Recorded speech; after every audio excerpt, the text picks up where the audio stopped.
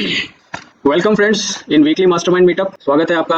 Good morning, good morning, good morning Ved ji, good morning.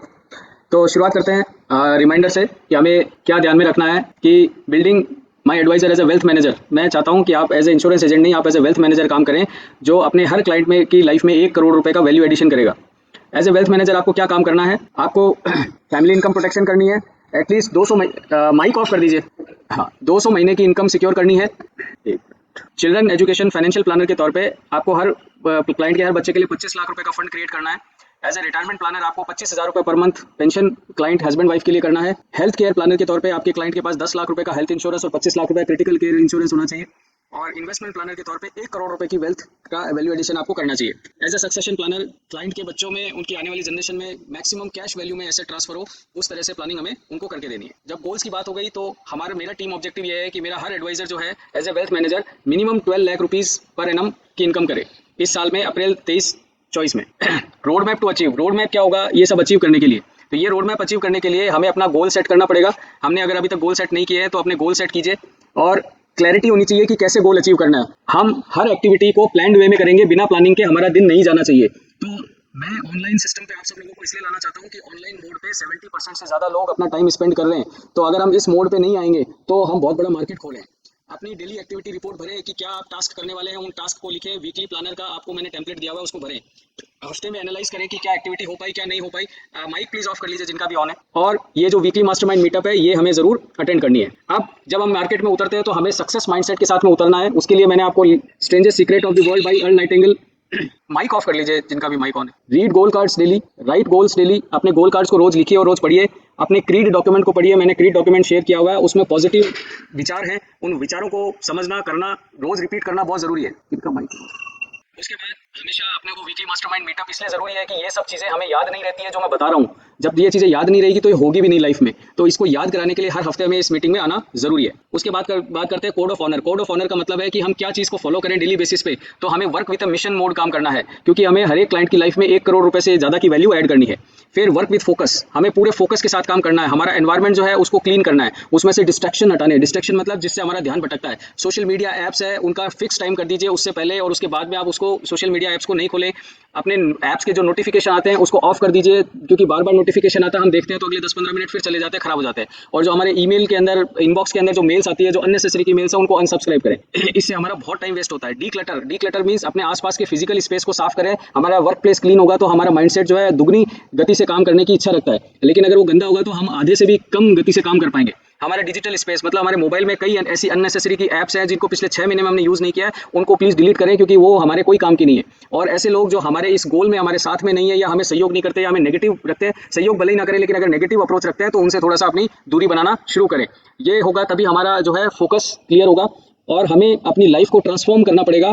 Transform करने के लिए हमें professional look and confident smile के साथ में हमेशा दिन की शुरुआत करनी है। हमारी सबसे बड़ी कमी है कि हमारे पास प्रोफेशनल लुक ही नहीं है। तो हम अपने आप को आगे कैसे बढ़ाएंगे? तो हमारे प्रोफेशनल फोटोग्राफ, प्रोफेशनल फोटो जिससे शुरुआत होती है हमारे सोशल मीडिया प्रोफाइल या कहीं पे भी हम मिलते हैं, तो वो होना चाहिए। तो हमें अपने आप को आगे बढ़ने के लिए प्रेरित करते रहना है और अपने कंफर्ट जोन से बाहर निकलना है। जितने आरामदायक हम रहेंगे उतना ही जो है हम आगे नहीं बढ़ पाएंगे। तो हमें आगे बढ़ने के लिए हमें अपने कंफर्ट जोन को छोड़ना पड़ेगा।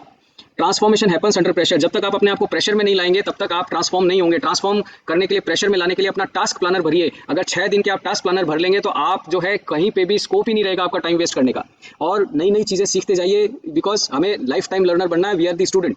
और extraordinary times need extraordinary people. आपका एक्स्ट्रा ऑर्डिनरी टाइम तब आएगा। एक्स्ट्रा ऑर्डिनरी टाइम का मतलब है जब आप बहुत अच्छी अचीवमेंट्स करेंगे, बहुत अच्छी इनकम लेवल पे पहुंच जाएंगे, जब आप एक्स्ट्रा ऑर्डिनरी खुद बनेंगे। एक्स्ट्रा ऑर्डिनरी खुद बनने के लिए हमें जो चीजें चाहिए, सिस्टम्स चाहिए, उन सबको फॉलो करना है जो मैं यहाँ बता रहा हूँ। और अपने कैरेक्टर को रीडिफाइन कीजिए। रीडिफाइनिंग की, कैरेक्टर रीडिफाइनिंग की एक एक्सेल शीट दे रखी है। इसको लगभग 2.5 से 3 घंटा लगता है भरने में। जब आप उसको भरेंगे तब आपको समझ में आएगा कि आपको क्या करना है और क्या नहीं करना है डेली बेसिस पे। हर 3 महीने में इसको एक बार जरूर भरें। इससे आपकी पर्सनैलिटी जो है बिल्कुल चेंज हो जाएगी, बिल्कुल बदल जाएगी। Innovation in service. जो भी सर्विस हम कस्टमर्स को दे रहे हैं उसमें आइडिया सोचें कि आप कैसे बेटर, अट्रैक्टिव और इनोवेटिव सर्विस कर सकते हैं। उसके बाद प्रोफेशनल डेवलपमेंट। तो प्रोफेशनल डेवलपमेंट में हमें क्या करना है कि हमें अपनी जो भी इनकम हो रही है उसका 10% जो है अपने बिजनेस ग्रोथ में इन्वेस्ट करना है। हम अगर अपने बिजनेस में 10% हिस्सा नहीं देंगे बिजनेस को, तो बिजनेस भी हमारी केयर नहीं करेगा। अपनी ट्रेनिंग कंप्लीट करें। जो ट्रेनिंग मॉड्यूल आपको बता रखे हैं उन ट्रेनिंग्स को करें। Adviser success system, adviser induction blueprint, adviser field training, adviser growth intensive, online marketing method और ऑफलाइन मार्केटिंग मेथड। इनको कंप्लीट करे बिना आप कंप्लीटली ट्रेंड नहीं है किसी भी सूरत में। किसी भी टाइप का क्लाइंट अगर आपके पास में आएगा और आप कहीं अटकेंगे तो वो कहीं ना कहीं आपकी ट्रेनिंग की कमी को झलकाएगा, तो वो कमी हमको पूरी करनी है, इन ट्रेनिंग्स को अटेंड करना है। अपना टास्क प्लानर हर सैटरडे को भरे, आज सैटरडे है, शाम को बैठ के अपने मंडे से लेकर फ्राइडे तक के सारे टास्क भर दीजिए और उसको वीकली बेसिस पे चाहे तो मुझसे शेयर कीजिए, नहीं कर सकते तो कम से कम आप भर के अपने पास में रखिए, ताकि मंडे से लेकर फ्राइडे आपका पूरा जो दिन जो है सब काम ऑलरेडी सेट हो। फिर प्रोडक्टिविटी ट्रैकर और भरिए और उसको भी वीकली बेसिस पे सबमिट कीजिए। प्रोडक्टिविटी ट्रैकर एक एक्सेल शीट है, ये दोनों चीज़ें जो है लैपटॉप या कंप्यूटर पे ही आपको एक्सेस करनी चाहिए, क्योंकि इसमें जो फॉर्मूले वगैरह हैं वो मोबाइल वगैरह पे एक्सेस करने पे नहीं चलेंगे। तो उससे आपको कैलकुलेशन पता चलेगी पूरे हफ्ते में आप कितने प्रोडक्टिव रहे, कितना परसेंटेज आपने काम किया। तो ये कोड ऑफ ऑनर फॉलो करेंगे, ये इंजन है हमारे प्रोग्रेस का। अगर इस इंजन को ऑन नहीं रखा, ये कोड ऑफ ऑनर नहीं फॉलो किया, तो हम जो चेंजेस चाहते हैं, जो अभी हमने ऊपर डिस्कस करी चीज़ें, वो चीज़ें नहीं होगी अपनी लाइफ में। फिर आज के टॉपिक्स का डिस्कशन, लेटेस्ट कंपटीशन में अगेन मैं वही दोहरा रहा हूँ, आनंदा महा महोत्सव 12 मई से 30 जून तक है और इसमें 10 पॉलिसीज आनंदा में करने पे 750 रुपये का कैश प्राइस है। अगर 25 पॉलिसी कर देते हैं तो इंडिया में आपको टूर पे भेजेगी LIC, और अगर 100 पॉलिसी कर देते हैं आप आनंदा में तो आपको फॉरेन डेस्टिनेशन के ऊपर टूर मिलेगा, मतलब आउट ऑफ इंडिया LIC आपको भेजेगी। तो इतना अट्रैक्टिव कंपटीशन ये मेरे ख्याल से तो मैंने अपनी लाइफ में LIC में नहीं देखा है, जितना आपको बहुत बढ़िया मौका मिल रहा है। अब 100 डे चैलेंज टेम्पलेट, जिसमें हम पिछले हफ्ते एक वीक की एक्टिविटीज़ हम देख चुके हैं कि आई होप आपने कर ली होगी, नहीं कर ली होगी तो सैटरडे संडे है और उन एक्टिविटीज़ को फटाफट पूरा कीजिए। और इस हफ्ते आप क्या एक्टिविटीज़ प्लान कर सकते हो ताकि आप अपना डिजिटल ट्रांसफॉर्मेशन कर सको, अपने बिजनेस को ऑनलाइन डिजिटल ले जा सको, तो उसमें है ये आपको ये एक्टिविटीज़ करनी है, जिसको मैं बता देता हूँ। Establish social media profile. आप जितने भी सोशल मीडिया प्लेटफॉर्म है, चाहे वो इंस्टाग्राम है, चाहे फेसबुक है, चाहे आपका क्या बोलते हैं यूट्यूब है, सब पे आपको अपना प्रोफाइल क्रिएट करना चाहिए। लिंक्डइन, ट्विटर, फेसबुक पे। लिंक्डइन पे भले ही आप ना करें क्योंकि ये थोड़ा सीरियस सा बिजनेस मॉडल है, इसकी बजाय ट्विटर, फेसबुक, इंस्टाग्राम, फेसबुक और इंस्टाग्राम पे तो कम से कम आपको करना ही है, और गूगल माई बिजनेस, ये 3 ऐसे हैं जिससे हमको लोकल में लीड्स मिलती है। तो फेसबुक, इंस्टाग्राम और तीसरा जो है ये गूगल माई बिजनेस, इन 3 पे आपको प्रोफाइल करना है। अगर आप प्रोफाइल ये देखना चाहते हैं तो मनोज ने अपना प्रोफाइल गूगल माई बिजनेस पे क्रिएट किया हुआ है, फेसबुक पे उसका भी नहीं है, इंस्टाग्राम उसने अभी स्टार्ट किया है, तो आप एक दूसरे से बात करके कर सकते हैं इसमें। फिर एक ब्लॉग मतलब एक 2 पेज की छोटी सी एक वेबसाइट बना लें और उसमें क्या क्या आर्टिकल लिखना है, कैसे लिखना है, वो मैं आपको सिखाऊंगा, लेकिन पहले आप अपनी वेबसाइट पे ब्लॉग का पेज बनाइए। देखिए ये चीज़ को मैं डिटेल में इसलिए नहीं कवर कर रहा हूँ क्योंकि यूट्यूब पे इनके लिए मटेरियल भरा पड़ा है। आप ये लाइन कॉपी पेस्ट करेंगे तो आपको वहाँ पे पता बहुत सारी वीडियोस आ जाएंगे, आप कोई भी वीडियो फॉलो करके अपना प्रोफाइल बना सकते हैं, ब्लॉग का प्रोफाइल बना सकते हैं। फिर अपना क्रिएट ए कंटेंट कैलेंडर, अपना कंटेंट कैलेंडर बनाइए, क्योंकि आपको सोशल मीडिया जब भी माइलेज देता है जब आप रेगुलर उसमें कंटेंट डालते हैं या पोस्ट डालते हैं या वीडियोस डालेंगे या रील्स डालेंगे, वो रेगुलर बेसिस पे करेंगे तो आपको वो प्रमोट करेगा। तो उसके लिए कैलेंडर बनाइए कि हफ्ते में 3 दिन जो है मैं पोस्ट करूंगा या 2 दिन मैं पोस्ट करूंगा, वो ऑलरेडी आपके कैलेंडर में लिख लीजिए। जब तक ये नहीं लिखेंगे तब तक आप डिसिप्लिन वे में कैलेंडर पोस्टिंग नहीं करेंगे सोशल मीडिया पे, और जब वो नहीं करेंगे तो सोशल मीडिया पे आप कभी कभार पोस्टिंग करेंगे तो हम जो कमर्शियल यूज करना चाहते हैं बिजनेस पॉइंट ऑफ व्यू से वो यूज नहीं कर पाएंगे इसको। फिर है develop a consistent visual style. इसका मतलब क्या है कि जब भी आप चीजें पोस्ट करेंगे तो उसमें आपका लोगो दिखना चाहिए, आपकी पंचलाइन दिखनी चाहिए, आपका ड्रेस कोड जो है वो लगभग सेम होना चाहिए। इससे क्या होगा कि सेम तरह की कलर फॉर्मेट में अगर चीजें बार बार लोगों को दिखती है तो आपका पर्सनल ब्रांड बिल्ड होता है। ये पर्सनल ब्रांड बिल्ड होता है। हमारे पास में पर्सनल ब्रांडिंग क्यों नहीं है? क्योंकि हम जो है अलग अलग तरीके से अपने आप को अपीयर करते हैं, अलग अलग तरीके से शोकेस करते हैं, प्रोफेशनल वे में सेम तरीके से हमें अपने को हर प्लेटफॉर्म पे दिखाना चाहिए। फिर उसके बाद में research and engage with influencers. अब आपके एरिया में बीकानेर के अंदर कम से कम 40-50 जो है इन्फ्लुएंसर्स है। इन्फ्लुएंसर्स का मतलब ये है कि ऐसे लोग जो सोशल मीडिया पे इतने ज्यादा एक्टिव है कि उनके 10-10 हज़ार 20-20 हज़ार फॉलोअर हैं। तो आप पता करिए कि कौन कौन से ऐसे लोग हैं जो बीकानेर के अंदर इन्फ्लुएंसर है जिनके 15-15 हज़ार 10 हज़ार से ऊपर फॉलोअर है। उन 10 जनों की लिस्ट बनाइए और उन 10 जनों की लिस्ट बना के हम उनसे संपर्क साध सकते हैं हमारे सोशल मीडिया को प्रमोट करने के लिए। तो ये 5 एक्टिविटीज जो है आप अगर कर लेते हैं, और अगर पिछले हफ्ते की एक्टिविटीज नहीं करी है तो 10 एक्टिविटीज आपके सामने है। फ्राइडे तक ये सारी की सारी 10 एक्टिविटीज को कंप्लीट कीजिए। देखिए मैं इतना तेज आपको काम करने के लिए इसलिए कह रहा हूं कि जब तक हम काम का प्रेशर नहीं लेंगे हम ट्रांसफॉर्म बिल्कुल भी नहीं होंगे, हम चेंज बिल्कुल भी नहीं होंगे। और अगर चेंज नहीं होंगे तो हम हवाई बातें करते रहेंगे और रिजल्ट कुछ भी नहीं आएगा। तो इस चीज से बचने के लिए हमें अपना जो है अपने आप को प्रेशर में लाके काम करना पड़ेगा।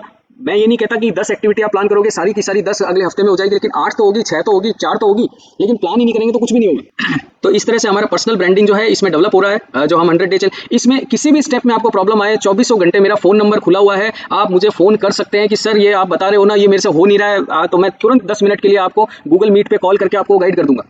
तो मेरे दरवाजे हमेशा के लिए खुले हुए हैं, 24 घंटे खुले हुए हैं। आप जब रात को 11 बजे बैठ के कर रहे हो तो मुझे 11 बजे फोन कर लें, 12 बजे कर रहे हो, रात के 3 बजे कर रहे हो तो उस समय फोन करें। I am ready to help कि आप 100 डे चैलेंज का ये टेम्पलेट को पूरा फॉलो करें और आप 100 डेज के बाद में जो चेंज देखेंगे ना अपने पूरे वर्किंग स्टाइल में वो बिल्कुल अलग होगा और आपको सेटिस्फेक्शन मिलेगा कि मैंने इस 100 डे में जितना सीखा है शायद जिंदगी में भी नहीं सीखा। फिर इंस्टाग्राम पोस्ट। तो इंस्टाग्राम पोस्ट पे हम आगे बढ़ते हैं कि चूंकि मेरा फोकस है कि आप इंस्टाग्राम पे सबसे पहले आओ, तो रील्स के बारे में हमने पिछली बार बात करी, HVC फॉर्मूला की बात करी, एग्जांपल्स हमने देखे। अब हम जानना चाहते हैं कि इंस्टाग्राम काम कैसे करता है, ताकि अगर हम उसका फायदा कैसे उठाएं वो हमें पता चले। तो इंस्टाग्राम कैसे काम करता है वो थोड़ा सा समझ लें, तो उससे हमें आइडिया लग जाएगा। तो देखिए, इंस्टाग्राम जो है हमसे दो चीजें चाहता है। जब भी हम कोई वीडियो पोस्ट करते हैं या कुछ भी करते हैं तो हमसे दो चीज चाहता है कि एक तो जो भी आपका वीडियो देखे या रील देखे वो वहां पे उस आपकी रील की वजह से उसका वॉच टाइम बढ़ जाए। मतलब वो इंस्टाग्राम क्या चाहता है कि दुनिया में सारे लोग जो है वो 24 घंटे ऑनलाइन रहे और 24 घंटे सिर्फ इंस्टाग्राम देखें। तो अगर आपकी रील से कोई आदमी जो है अटक जाता है इंस्टाग्राम पे और वो और देखने के लिए प्रेरित होता है, तो इंस्टाग्राम को आपका कंटेंट वैल्यूएबल लगता है, तो वो उसको प्रमोट करता है। अब इंस्टाग्राम में जो वॉच टाइम और दूसरा है एंगेजमेंट। एंगेजमेंट का मतलब क्या होता है कि आपका रील देखने के बाद, आपका वीडियो देखने के बाद जो है वो व्यूअर जो है वो क्या करता है, इंस्टाग्राम का जो कस्टमर है वो क्या करेगा, वो कोई ना कोई एक्टिविटी करेगा, तो वो उसको बोलते हैं एंगेजमेंट। तो हम समझेंगे कि कैसे वॉच टाइम पे काम कर सकते हैं और कैसे एंगेजमेंट पे काम कर सकते हैं। तो सबसे पहले समझते हैं कि इसकी इंस्टाग्राम की एल्गो काम कैसे करती है। तो इंस्टाग्राम क्या करता है कि सबसे पहले जैसे ही आपने कोई रील बनाई, तो सबसे पहले आपके जितने फॉलोअर्स हैं उनमें से 10 फॉलोअर को आपका कंटेंट वो दिखाता है। उनके जब वो देख रहे होते हैं, रील्स देख रहे होते हैं, तो आपका कंटेंट उन 10 लोगों को दिखाता है। अगर उन 10 लोगों ने देखी तो इंस्टाग्राम समझता है कि यार ये इस कंटेंट में कुछ है, तो वो क्या करेगा, फिर आपके फॉलोअर्स में से 50 लोगों को दिखाएगा। ठीक है, तो 50 लोगों को दिखाएगा और फिर वहां पे वो चेक करेगा कि आपकी रील में 50 लोगों में कितने ज्यादा लोगों ने अच्छे से उसको कंप्लीट देखा कि नहीं देखा। अब ये दो टेस्ट जब आपकी रील पास कर लेती है, तो जो तीसरा टेस्ट है वहां से आपको जो है ना हवाई जहाज के पर लगा देता है इंस्टाग्राम, कि फिर उसके बाद जो आपके फॉलोअर्स हैं उनके फॉलोअर्स वो 500 हो सकते हैं, 5000 हो सकते हैं, 50,000 हो सकते हैं, उन सबको फिर वो कंटेंट प्रमोट होता है। लेकिन अगर आपका कंटेंट जो है वो इस स्टेज पे ही खत्म हो गया, मतलब इन 10 लोगों ने भी इंटरेस्ट से नहीं देखा, तो फिर वो कंटेंट को प्रमोट नहीं करेगा। तो 10 लोगों का देखना जरूरी है, फिर 50 लोगों का देखना जरूरी है, फिर वो 50 लोगों ने देख लिया तो उसके बाद इंस्टाग्राम उसको 500, 50,000, 5,000 लोगों को अपने आप ही दिखाएगा। तो अब आप स्ट्रेटेजी क्या कर सकते हैं कि जैसे आप एडवाइजर्स जो लोग भी इसमें शामिल हैं या और भी लोगों को आप शामिल कर सकते हैं, एक ग्रुप बना लीजिए और जैसे ही एक जना अपनी इंस्टाग्राम पोस्ट करता है सारे जने जाकर के उसको देखें, तो वो 10 वाला मामला क्रॉस हो जाएगा और 50 वाला मामला जैसे ही क्रॉस होगा तो आपको अचानक से जो है 500, 5,000, 50,000 के फॉलोअर्स के पास चला जाएगा और इससे क्या है आपकी वॉच टाइम बढ़ जाएगी और आपका कंटेंट वायरल होने लगेगा। तो आप लोग अपना एक ग्रुप बना सकते हैं, इंस्टाग्राम ग्रोथ ग्रुप बना सकते हैं। उसमें सारे लोग जो है अपने इंस्टाग्राम की रील पोस्ट करें, चाहे कैसी पोस्ट करें, और सारे जने उस पर क्लिक करके उसको शेयर करें, लाइक करें और उसको पूरा देखें। तो इससे क्या होगा, ये दो स्टेज कंप्लीट हो जाएगी, फर्स्ट स्टेज और दूसरी स्टेज। ये कंप्लीट होते ही तीसरी स्टेज में आपको धक्का लगाने की जरूरत नहीं पड़ेगी, इंस्टाग्राम जो है ना वो शूट करता है उसको। ठीक है, तो ये इस तरह से आपकी जो है एल्गोरिदम काम करती है, तो इस तरह से आप बढ़ा सकते हैं। एंड अब आपको रील्स कैसे बनानी है ताकि उस पर ज्यादा लोग आएं और उसको देखें और पूरा कंप्लीट करें। तो सबसे पहले जो पहला 6 सेकंड है, पहला 6 सेकंड आपका जो है ऐसा होना चाहिए जिसको मैंने पिछली बार HVC फॉर्मूला में बोला था, हुक। मतलब उसको देखते ही ये जो है रील पे वो रुक जाए कस्टमर। वो हुक जो है वो स्टेटमेंट हो सकता है, वो आपका कोई भी ऐसी चीज जिससे वो आगे देखने के लिए मजबूर हो जाए। तो फर्स्ट 6 सेकंड बहुत इंपॉर्टेंट है। फिर उसके बाद में जो बात आपने 6 सेकंड में कही है उसको बताने के लिए जो उसके उपयोग किए, फटाफट उसको नेक्स्ट सेगमेंट में अगले कुछ सेकंड में आप उनको वो बात बता दीजिए, उसमें ज्यादा डिले मत कीजिए। अगर वो अगले 6 सेकंड के बाद में वो देखता है और आपकी बात कुछ अलग निकल जाती है तो वो वहीं छोड़ करके आगे बढ़ जाएगा। तो हमें जो है जो चीज का प्रॉमिस हमने उसको किया है पहले 6 सेकंड में, उसको तुरंत जो है अगले 6-10 सेकंड में बता दीजिए। और आपकी जो भी ऑडियो है उसके अंदर कोई फिलर नहीं होना चाहिए। फिलर मतलब रुक करके आवाज आ रही नहीं, आपके अगर उसमें है तो आप कोई सॉफ्टवेयर ले लीजिए, ऐप ले लीजिए जिससे में वो चीज रिमूव करने का ऑप्शन होता है, तो वो रिमूव कर दे या अपने रील की थोड़ी सी स्पीड बढ़ा दे, तो उससे क्या है फिलर्स गायब हो जाते हैं। फिलर्स अगर होंगे तो आपकी इंस्टाग्राम की रील में से ऑडियंस जो है वो रुकेगी नहीं, वो दूसरी रील पे चली जाएगी। फिर उसके बाद में सोल्यूशन स्टोरी। सोल्यूशन स्टोरी का मतलब है कि आप 3 या 5 सेकंड में आप ये बताएं कि मैंने जो बताया था उसको इंप्लीमेंट करने से हमारे इस व्यक्ति को ये फायदा हुआ या ये फायदा हो सकता है। अगर अभी आपके पास क्लाइंट नहीं है तो आप हो सकता वाली बात करेंगे, और अगर आपके पास में क्लाइंट ऑलरेडी है तो आप कह सकते हैं कि इनको ये फायदा हुआ। ठीक है, तो इस तरह से क्या है कि आपका जो रील बननी चाहिए वो रील इस तरह से बननी चाहिए। अब जैसे मैं आपको एक एग्जांपल बताता हूं कि फर्स्ट 6 सेकंड से लेकर के ये कैसे करना है। तो जैसे अगर मैं रील बनाऊं तो मैं मिस्टेक कर सकता हूं, लेकिन मैं एक लाइव आपको एग्जांपल करके बता रहा हूं। अगर 10 लाख रुपए से ऊपर आप पेंशन पाना चाहते हैं तो ये मेरा हुक हो गया स्टेटमेंट। ठीक है, हो सकता है मेरे वीडियो में वो प्रिंटेड भी हो उसके वीडियो के ऊपर, ताकि कस्टमर कई बार क्या साइलेंट में देख रहा होता है तो अगर वो पढ़ लेता है तो भी वो हुक हो जाता है। तो आपको ये 3 चीजें करनी है, इन्वेस्ट करें, ज्यादा इन्वेस्ट करें और टर्म डिसाइड करें रिटायरमेंट की। मैंने अब तक 500 लोगों को रिटायर लाइफ दी है जिसमें उनको 1 लाख रुपए से ऊपर पेंशन मिलेगी। अगर आप चाहते हैं तो मुझे मैसेज कीजिए और मैं आपको बताऊंगा कि कैसे आप भी 10 लाख रुपए से ऊपर पेंशन ले सकते हैं। अब मैंने इस बीच में फीलर्स करे, बीच बीच में मैं रुक गया, तो ये चीज काट के रील आपकी बनेगी, तो उसके बाद में आपको इसमें कोई दिक्कत नहीं आएगी और वो रील प्रमोट होगी। अब आपकी जो रील है उसको एक में एंगेजमेंट बढ़ाना है। एंगेजमेंट बढ़ाना मतलब उस पर कोई एक्टिविटी करे, कंटेंट उसने देख लिया, उसने पूरी रील देख ली, लेकिन उसके बाद उसको वो क्या कर रहा है, तो क्या क्या एक्टिविटीज एक कस्टमर एक व्यूअर कर सकता है। सबसे पहले तो वो कमेंट डाल सकता है, ठीक है, आपकी रील के नीचे वो उसको शेयर कर सकता है, वो उसको सेव कर सकता है और वो उसको अपने फ्रेंड्स को डायरेक्ट मैसेज कर सकता है व्हाट्सएप पे या कहीं पे भी, ताकि उसके फ्रेंड्स और फैमिली वाले भी देखें। तो ये जब 4 चीज़ें करता है तो आपके इंस्टाग्राम को पता चलता है कि भाई आपका कंटेंट तो इतना वैल्यूएबल है कि लोग इसमें एंगेज हो रहे हैं। इससे इंस्टाग्राम को फायदा क्या हो रहा है कि ज़्यादा से ज़्यादा लोग उसके कंटेंट पे, उस इंस्टाग्राम के प्लेटफॉर्म पे रुक रहे हैं। तो जब ये करेंगे आप, तो आपको ये एक्टिविटीज़ अगर आपके कंटेंट पे हो रही है, तो अब लेकिन उन लोगों को स्टिमुलेट कैसे करें कि वो उस कंटेंट पे आके एक्टिविटी करें, तो कैसे एंगेजमेंट बढ़ाएं, उस पर बात करते हैं। सबसे पहले लोगों को अगर आपकी इंफॉर्मेशन से स्मार्ट फील होता है, ठीक है, तो वो अपना कंटेंट शेयर करते हैं। जैसे कि आपके घर परिवार में ऐसे लोग व्हाट्सएप से जुड़े हुए हैं जो दादा हैं या दादी है, अंकल हैं, आंटी हैं, वो अपनी तरफ से ना गुड मॉर्निंग मैसेज शेयर करते हैं या कोई कोट शेयर करते हैं। वो क्यों करते हैं? क्योंकि वो आपको दिखाना चाहते हैं कि वो कितने स्मार्ट है कि ऐसी चीजें शेयर करें। तो अगर आपके कंटेंट से को शेयर करने से उनकी इमेज बढ़ती है और वो शोकेस कर सकते हैं, देखो यार मुझे ये पता है, मैं तो आप लोगों के बेनिफिट के लिए आपको भी शेयर कर रहा हूँ, ठीक है, आप भी देखो। तो क्या होगा कि आपका कंटेंट जो है वो शेयर होगा, तो लोगों को उससे फील होना चाहिए कि वो जो है स्मार्ट फील होना चाहिए। भाई कोई आदमी आज अंगूठी पहन के मान लो कोई ज्वेलरी लेके आया, वो क्यों दिखाना चाहता है? ताकि वो दिखाना चाहता है कि मेरा स्टेटस क्या है।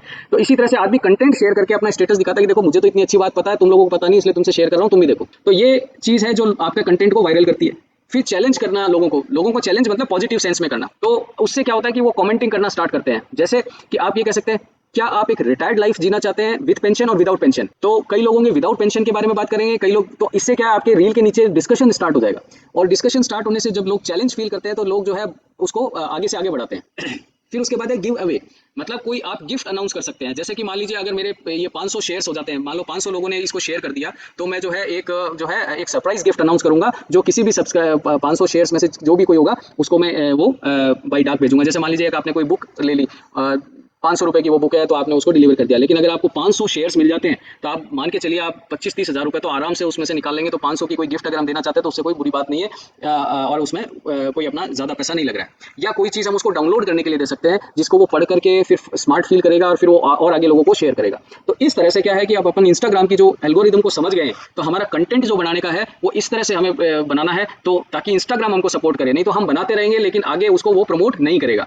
दूसरी बात क्या है कि इंस्टाग्राम खुद ऑटोमेटिक प्रमोट करे, वो हमारे लिए ज्यादा अच्छा है। अगर हम एडवर्टाइजिंग बजट लगा करके करेंगे, मान लीजिए आपने इंस्टाग्राम को पैसे दिए कि 1000 रुपए पर डे का बजट डाल दिया और उसको मैक्सिमम लोगों को बीकानेर तक पहुंचाओ, तो इंस्टाग्राम खुशी खुशी कर देगा। लेकिन जब भी आप बिना पेमेंट के करना चाहोगे ना, तो इंस्टाग्राम वहां से रोकना शुरू कर देगा। तो अगर आपने उस इंस्टाग्राम को पेमेंट देना शुरू कर दिया शुरुआत में, तो आगे जाके आपको हर बार उसको पेमेंट ही देनी पड़ेगी और 7 से 8 महीने तक वो आपको प्रमोट ही नहीं करेगा जब तक आप पैसे नहीं दोगे। फिर 7 से 8 महीने के बाद फिर से आपको वो मौका देगा बिना पेमेंट के प्रमोट करने के लिए, लेकिन 7 से 8 महीने तक वो रोक देगा, क्योंकि वो देखता है कि यार ये आदमी तो मुझे पैसे दे सकता है, तो मैं क्यों इसको फ्री में प्रमोट करूं। तो ये इस तरह से एल्गोरिदम इसकी काम करती है। तो हमें इंस्टाग्राम रील पे इस तरह से काम करना है। अब बात करते हैं, जो मैंने एक टॉपिक रखा था इस बार की मीटिंग में, सेलेक्टिंग ए प्रॉफिटेबल निश। एक मिनट होल्ड।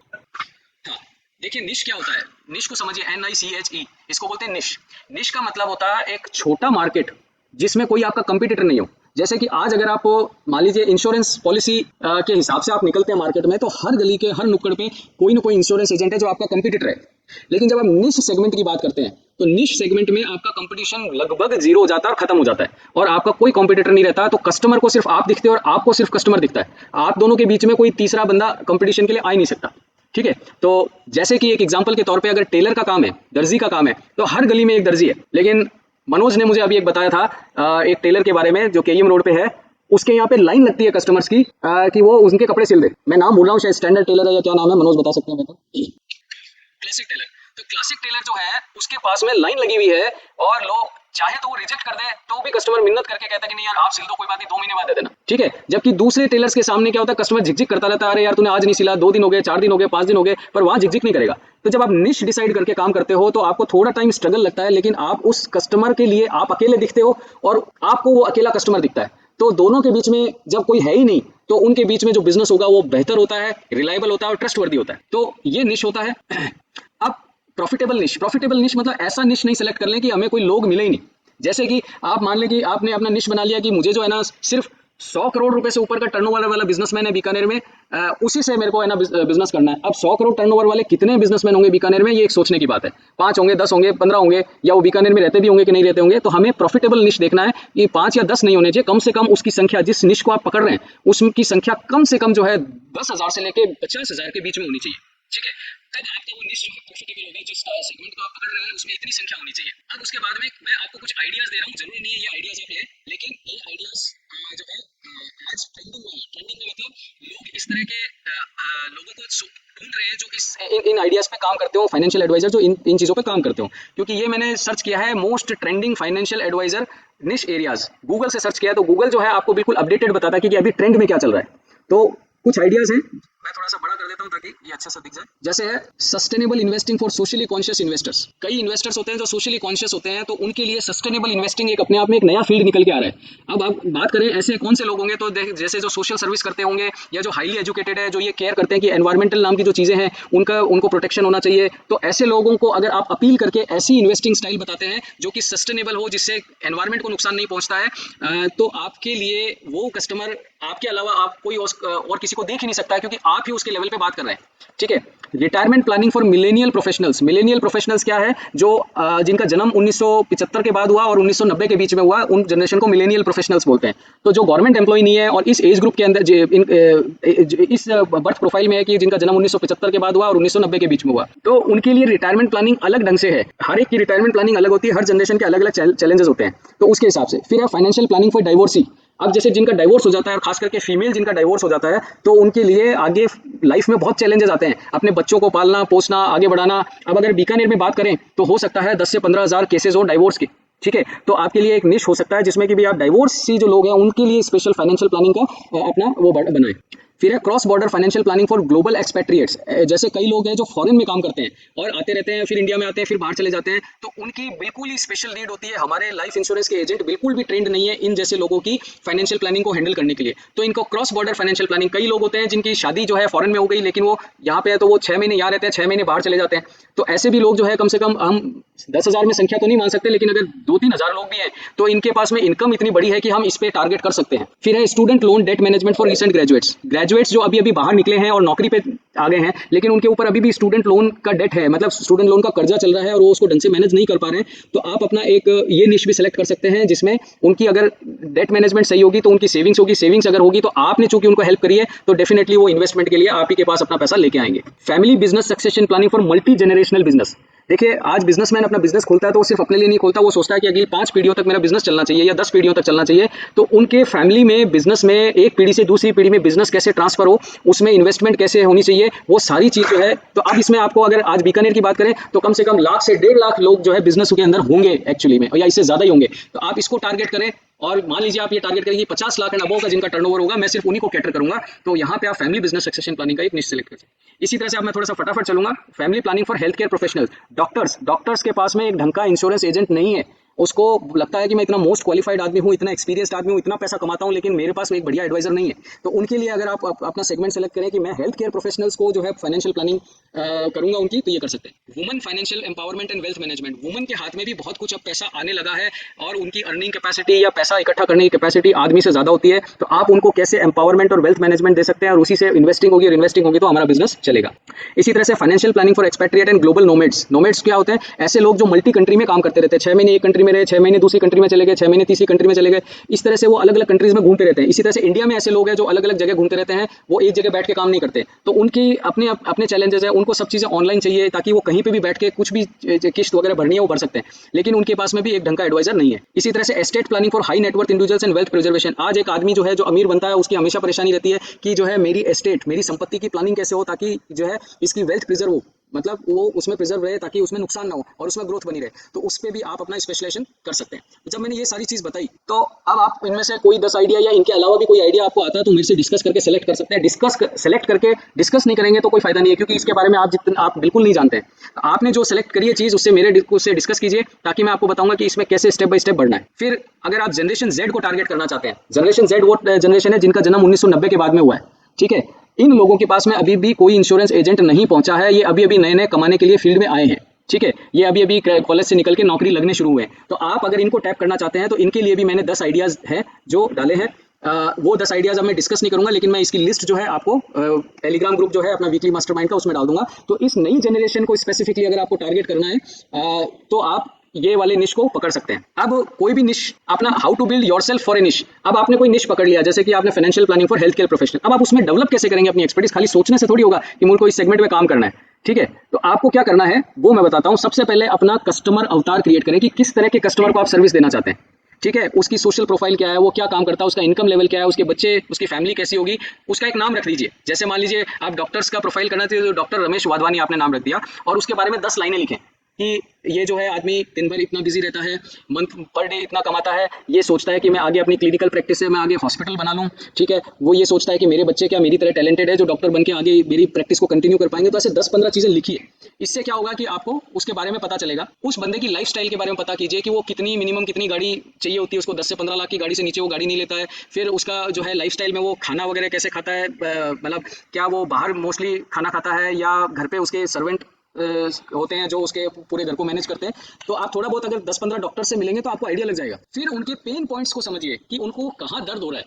देखिए डॉक्टर अपने फील्ड में एक्सपर्ट है लेकिन वो फाइनेंस में एक्सपर्ट नहीं है, वो इंश्योरेंस में एक्सपर्ट नहीं है, वो शेयर मार्केट में एक्सपर्ट नहीं है। तो उनके दर्द को समझिए। और उनके दर्द को कैसे समझेंगे कि जब आप डॉक्टर से मिलेंगे, मान लीजिए 40-50 डॉक्टर से आप मिलने जाते हैं तो, और या 10-15 डॉक्टर से मिलते हैं तो उनसे पूछे सर आप इन्वेस्टमेंट कैसे करते हैं, तो आपको जो जवाब मिलेंगे उसी से झलक जाएगा, सर यार क्या इन्वेस्टमेंट करें, हमें तो टाइम ही नहीं है। तो ये सबसे बड़ी समस्या, उनका टाइम नहीं है। फिर क्या यार, फिर सर इन्वेस्टमेंट फिर बिल्कुल नहीं करेगी आपने कि नहीं यार करते तो कभी कोई एमआर आ जाता है वो ये बता देता है, कभी वो कभी घर वाले में कोई एजेंट आ जाता है उसको बता देते हैं, पर यार हमें तो समझ में नहीं आता क्या हो रहा है। तो ये पेन पॉइंट्स है, उन पेन पॉइंट्स की लिस्ट बनाइए 8-10-5 पेन पॉइंट्स, ठीक है। उनकी लाइफ के गोल्स के बारे में समझिए कि वो आज आदमी क्लिनिक खोल रहा है या किसी हॉस्पिटल में लगा हुआ है तो अपना क्लिनिक खोलना चाहता है, क्लिनिक से फिर वो उसको हॉस्पिटल में लाना चाहता है, फिर एक हॉस्पिटल से वो chain of hospital multiple business खोलना चाहता है। तो क्या करना चाहता है वो, आप उनके गोल्स हो सकते हैं। अब इसके रिलेटेड आपको इंस्टाग्राम की reel, Facebook post, YouTube video या ब्लॉग आर्टिकल आपको बनाने पड़ेंगे और अलग अलग चैनल पे आपको डालने पड़ेंगे, फेसबुक पे, रील्स पे, इंस्टाग्राम पे, यूट्यूब पे। फिर ये लोग जहाँ पे शिरकत करते हैं, जहाँ पे ये मिलते हैं, वहाँ के नेटवर्क में आपको जाना पड़ेगा। जैसे मान लीजिए डॉक्टर्स की एलुमनाई मीटिंग होती है, हर साल में एक बार होती है मेडिकल कॉलेज के अंदर, तो आप वहाँ जाकर के उनसे मिल सकते हैं, उनसे नेटवर्क कर सकते हैं, या जिन बड़े बड़े होलसेलर से इनका पाला पड़ता है उनसे आप नेटवर्किंग करके उनसे मिल सकते हैं, ठीक है। फिर आप उसमें एक लिस्ट बनाते जाइए, जो लोग आपसे जुड़ने को तैयार हैं उनकी एक लिस्ट क्रिएट करते जाइए, और फिर offline and online marketing activities आप अपनी करिए, ताकि उनके लिए, उनको पता चले कि आप उनके लिए काम करते हैं, डॉक्टर्स के सेगमेंट में काम करते हैं। तो इस तरह से हमें अपने निश को बिल्ड करना पड़ेगा। तो आप जो रेगुलर अभी काम कर रहे हैं कि हर किसी को इंश्योरेंस दे रहे हैं, कर रहे हैं, वो तब तक जारी रखें जब तक कि आप अपना निश बिल्डिंग ना कर लें। निश बिल्डिंग होने के बाद में आप चाहे तो अपना रेगुलर वाला काम छोड़ करके सिर्फ इस पे फोकस कर सकते हैं। जब तक आपका निश बिल्ड नहीं होता तो जैसे आप काम कर रहे हैं वैसे भी जारी रख सकते हैं, लेकिन जब तक आपकी निश में एक्सपर्टीज नहीं होगी तब तक आप इसमें आएंगे तो खाली आप सोच रहे हैं कि आप उस निश में काम करेंगे लेकिन आप कर नहीं पाएंगे, आपको बिजनेस नहीं मिलेगा, ठीक है। उसके बाद हम बात करते हैं जो हमारी एक सीरीज चल रही है सेल्फ मेड मिलियनर्स की। सेल्फ मेड मिलियनर्स में हम हर बार ये बात करते हैं कि कैसे जो है कुछ ऐसे लोग हैं जो हमारी तरीके के ही थे लेकिन उन्होंने जीरो से शुरुआत करी और कड़ी मेहनत के बाद आज ये सेल्फ मेड मिलियनर्स बने हैं। तो ब्रायन ट्रेसी की ये जो बुक है, उन्होंने 21 सक्सेस सीक्रेट्स बताए हैं। तो हम 3 सक्सेस सीक्रेट पिछली मीटिंग्स में डिस्कस कर चुके हैं। अब हम आज बात करते हैं डेवलप सुपर स्किल्स। तो जो सेल्फ मेड मिलियनर्स होते हैं वो अपनी स्किल्स को सीखते नहीं है, उसको सुपर लेवल पे लेके जाते हैं। तो अपने को अपनी स्किल्स को, मतलब अपनी क्षमताओं को सुपर लेवल पे कैसे लेके जाना, उसका फ्रेमवर्क मैं बता रहा हूँ आपको। तो सबसे पहले आपका टारगेट ये रहना कि आप कब सुपर स्किल बन जाओगे। तो आप अगर टॉप 10 पे पहुंच गए अपने जिस फील्ड में हैं तो उस पे आप सुपर स्किल्ड हो जाओगे। तो सबसे पहले आपको टॉप 10 इन टीम, फिर टॉप 10 इन ब्रांच, फिर टॉप 10 इन डिवीजन, फिर टॉप 10 इन जोन, और फिर टॉप 10 इन ऑल इंडिया। तो पहले कोशिश करें टॉप 10 इन टीम में आए, फिर कोशिश करें ब्रांच के टॉप 10 में आए, फिर कोशिश करें डिवीजन टॉप 10 में आए। तो ये है LIC का मामला। आप अपने फैमिली के हिसाब से बना सकते हैं कि ठीक है मैं ना पहले अपनी फैमिली में सबसे हाई इनकम पे आऊंगा, फिर उसके बाद में मेरे जो 10 रिश्तेदार हैं जिसमें सबसे ज्यादा इनकम कमाने वाला और सबसे कम इनकम कमाने वाले की एक लिस्ट बना लीजिए कि मैं अब इसमें नंबर 1 पे आऊंगा। फिर उसके बाद आपकी गली में देखिए कि गली में 40 घर हैं, उन 40 घर में सबसे ज्यादा इनकम वाला घर कौन सा है। आप टारगेट कीजिए कि यार मुझे इतने टाइम में इस घर की लेवल की इनकम पे आना है। उसके बाद में आप टारगेट का अपना और बढ़ा सकते हैं, ठीक है। तो ये मैंने अपने LIC के हिसाब से बताया, आप अपने हिसाब से, अपने मोहल्ले का, परिवार के हिसाब से और इस तरह से अपना टारगेट बना सकते हैं। तो इससे पता चलेगा कि आप सुपर स्किल की तरफ पहुंच रहे हैं कि नहीं पहुंच रहे हैं। फिर उसके बाद में select only 1 skill at a time. एक स्किल पकड़ लीजिए। मान लीजिए कोई काम को करने के लिए आपको 4 अलग अलग स्किल्स की जरूरत है, लेकिन एक स्किल को पकड़ लीजिए। जैसे मान लीजिए प्रेजेंटेशन स्किल, कि कोई आदमी आए तो वो कहे कि यार इसको इससे बढ़िया प्रेजेंटेशन तो किसी को देना नहीं आता, ठीक है। तो वो प्रेजेंटेशन के स्किल के आप पीछे पड़ जाइए, और जब तक उसमें मास्टरी हासिल नहीं कर लो कि लोग ये कहने लगे कि भैया ये चीज तो इससे सीखने लायक है, तब तक आप जो है उस स्किल पे काम करते रहें। फिर make a 100 day plan to be super skilled. आप 100 डे का पूरा प्लान बनाए उस स्किल के अंदर, क्योंकि देखिए 3 महीने लगते हैं किसी भी स्किल में सुपर लेवल पे आने पे। कंटिन्यू आपको 100 डेज काम करना पड़ेगा, और जैसे आप कंटिन्यू 100 डेज काम करेंगे तो आप 101 डे में, फर्स्ट डे पे, 101वें दिन पे आप उसमें सुपर स्किल्ड हो जाएंगे। Meet the super skilled already, और ऐसे लोगों से मिले जो ऑलरेडी सुपर स्किल्ड है, जिसमें आप सुपर स्किल लेना चाहते हैं, ठीक है। जैसे मान लीजिए आप 12 लाख रुपए की इनकम करना चाहते हैं और आपको सेलिंग की स्किल सीखनी सीखनी है, आप 5 2 ऐसे लोगों से मिलिए जो ऑलरेडी इसमें सुपर स्किल्ड है, उनसे सीखने को मिलेगा आपको कि यार ये स्किल में ये चीजें करनी है, ये चीजें नहीं करनी है, कैसे आगे बढ़ना है, तो इससे आपको इंस्पिरेशन मिलती है। Take feedback from your coach. अगर आप मुझे कोच समझते हैं तो आप मुझसे फीडबैक ले सकते हैं अपनी सुपर स्किल के लेवल पर कि कहाँ तक कितना आगे बढ़े हो आप, कितना और आगे बढ़ना है, तो मेरे से हफ्ते हर हफ्ते अगर आप डिस्कस करेंगे तो मैं आपको गाइड करता रहूंगा। एंड प्लान करें कि ये 100 डे जो है ना, इसमें ब्रेक नहीं आए, इंप्रूव एवरी डे, हर दिन आपको इंप्रूव करना पड़ेगा, तब जाकर के आप सुपर स्किल डेवलप कर पाएंगे। अदरवाइज सुपर स्किल नहीं डेवलप कर पाएंगे, सुपर स्किल डेवलप नहीं कर पाएंगे तो आप सुपर इनकम जो आप प्लान कर रहे हैं वो सुपर इनकम प्लान करना और अचीव करना मुश्किल हो जाएगा। तो फ्रेंड्स, आज मेरी तरफ से इतना ही था। अब आप लोग अगर अपना फीडबैक दे दें, क्या आज का सेशन रहा, कैसा रहा। वेद जी से शुरू करते हैं। 1 मिनट वेद जी 1 मिनट होल्ड कीजिए, 1 मिनट होल्ड। आप अपना माइक ऑन कीजिए, माइक ऑफ है। हाँ बोलिए। हाँ वेद जी, आवाज नहीं आ रही आपकी। हाँ बोलिए, आवाज नहीं आ रही वेद जी, एक बार रुकिए आप। मनोज आप बोलिए आज के सेशन के बारे में। ठीक है, थैंक यू। बिल्कुल बिल्कुल, हाँ वेद जी आ रही आवाज। मैं शेयर कर दूंगा दोबारा, मैं शायद आपको शेयर करना भूल गया, तो मैंने ये सोचा था कि आप वीकली मास्टरमाइंड मीटअप में देखोगे तो नोट कर लोगे, पर अभी मैं शेयर कर दूंगा डॉक्यूमेंट। जी जी जी। मैं वो 10 का स्क्रीनशॉट भेज दूंगा अभी। बिल्कुल बिल्कुल। स्किल भी नहीं, सुपर स्किल। देखिए जब ये करना शुरू करेंगे ना, आपको 1000 दिक्कतें आएंगी, बिना दिक्कत कुछ भी नहीं होगा, लेकिन उन दिक्कतों को फेस करते हुए आगे बढ़ते जाएंगे, वहीं पे जीत है हमारी। ठीक है ना। तो एक्शन मोड में अपन जैसे ही आ जाएंगे तो तुरंत हमारे रिजल्ट आने शुरू हो जाएंगे। एक्शन मोड, अब जैसे क्या है कि अभी मैंने जितना बताया ना, वो जब तक एक्शन में नहीं आएगा सब थ्योरी है। ठीक है, वो थ्योरी का मतलब ये होता है कि लोग कहते हैं यार ये तो थ्योरी है। अब जब एक्शन होगा ना तब उसका रिजल्ट पता चलता है, वो थ्योरी प्रैक्टिकल बनती है ना। अब मान लीजिए मैंने जो रील का तरीका बताया वो एक बार में नहीं बनेगी वैसी, लेकिन आपने 50 बार रील बनाई, वो तो 50वीं बार में आपकी वो रील आ जाएगी, जो चीज मैं बता रहा हूँ वो एकदम उसके अंदर आ जाएगा, वो पहली रील में नहीं आएगा, है ना। ठीक है ठीक है, थैंक यू वेद जी। मोर जी आप बताएं। नमस्कार मोर जी। अच्छा ठीक है। हाँ देखिए, ये मैं आपको इम्प्लीमेंट करना इसलिए इसमें नहीं बताता हूँ क्योंकि इम्प्लीमेंटेशन जो है ना, हर एक आदमी का अलग तरीके से समझाना पड़ता है। जैसे मोर सिंह जी है, उनका लेवल अलग होगा, मनोज का लेवल अलग होगा, वेद जी का अलग होगा, सावंत जी। तो जब आप करोगे ना दिक्कत आएगी, तो मैं कहता हूँ आप मुझे कॉल करो, क्योंकि जो दिक्कत आपको आ रही है जरूरी नहीं है वेद जी को आ रही हो। ठीक है, जो दिक्कत मनोज को आ रही है हो सकता है मोर जी को नहीं आ रही हो। तो वो इम्प्लीमेंटेशन में इसीलिए नहीं बताता, मैं सिर्फ आपको गाइडलाइन बता रहा हूँ यहाँ पे। जब आप करना स्टार्ट करोगे ना तो दिक्कतें आएगी, हर एक को अलग अलग दिक्कत आती है, तो उस समय तुरंत मुझे फोन करें, सर इसमें ये दिक्कत आ रही है। मेरा 9 to 5 नहीं है, मैं 24 घंटे ओपन हूँ। आप मुझे कॉल करो जिस समय आप बैठ के कर रहे हो कि साहब मुझे लोगो वाला आपने दे तो दिया, मेरे को तो समझ में नहीं आया लोगो कैसे बनेगा, मैं तुरंत आपकी 5 मिनट में समस्या सॉल्व कर दूंगा। ठीक है ना। Thank you more ji.